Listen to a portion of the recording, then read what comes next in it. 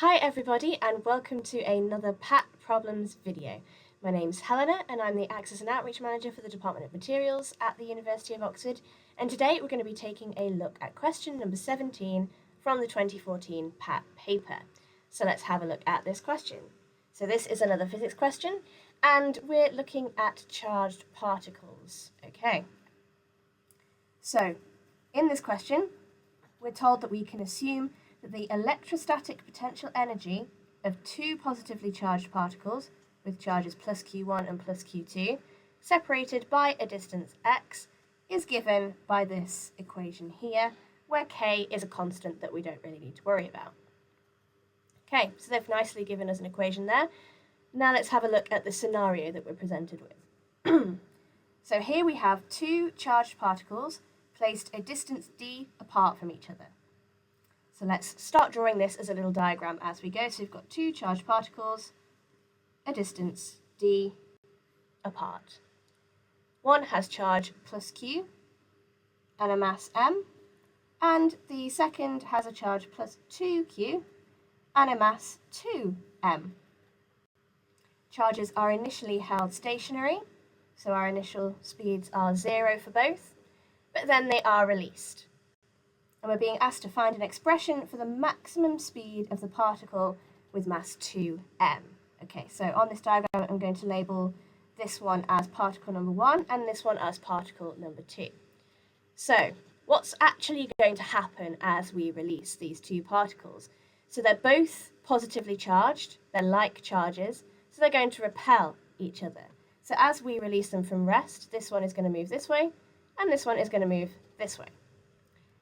And at the point where we have the maximum speed of these particles, that's the point at which all of the initial electrostatic potential energy of these particles is converted into kinetic energy. We could also think of that as the distance between them has gone to infinity. So they're at the maximum distance apart, all of that initial energy is being converted to kinetic energy, so we have the maximum speeds of the particles. I'm also going to label what I'm going to call these speeds as V1 and V2. Okay, so now we have our diagram. Let's start to think about this question.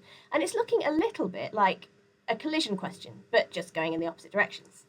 Okay, so what do we have initially? So we can think in terms of energy and we can think in terms of momentum. So if we think about the initial energies, we have an initial kinetic energy of 0 because both particles are stationary. We have an initial electrostatic potential energy, which I'm going to call V, which was given by that equation at the top. So in this case, we have something that looks like K times Q times 2Q divided by D, which gives us something that looks like 2KQ squared over D here. Okay. And we can also think of momentum. So I'm going to call that P. And our momentum at the start is 0. Again, no velocities, everything's at rest. So what happens after we release the particles? So after, we have a kinetic energy, which is non-zero, which looks a little bit like a half times m v1 squared plus a half times 2m times v2 squared, which if we want to factorize some things out into brackets, we can take a half m out of the bracket, and we have a v1 squared plus 2v2 squared.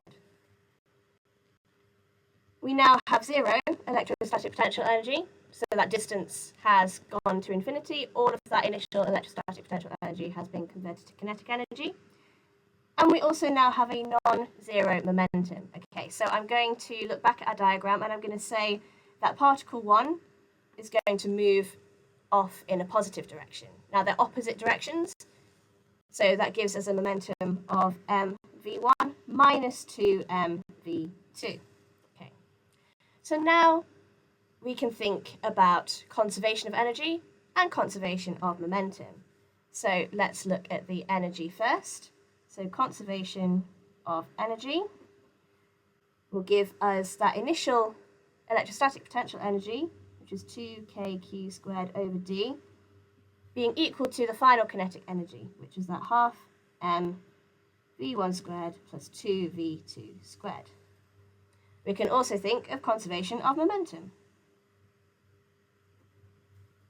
So we had 0 initially, and that is equal to the final momentum above here of mv1 minus 2mv2. So now we essentially have two simultaneous equations. We're being asked to find the maximum speed of particle 2, which is v2. So we can rearrange equation 2 here to make v1 the subject, and then we can eliminate v1 from this first equation here in order to solve it for v2. So if we do that, we can divide by m here, and we find that v1 is equal to 2v2. That's a nice little equation. So if we substitute that back into equation 1, we have 2kq squared over d is equal to a half m. So we're substituting this in for v1 squared, so if we square that, it will give us 4v2 squared plus 2v2 squared, which gives us 6v2 squared. And then we can just rearrange this to solve for v2. So let's do that in a couple of steps to make sure we don't make any mistakes. So we have 2kq squared over d is equal to, well, half into 6 gives us 3mv2 squared. Divide through by 3m, we have 2kq squared over d over 3dm is equal to v2 squared, which, if we square root that, gives us a value for v2 of the square root of 2kq squared over 3dm. And that is an expression for velocity that we were being asked to find. So that's one way we can go about solving this question. I hope that was useful, and please do tune in next time for another PAT Problems video.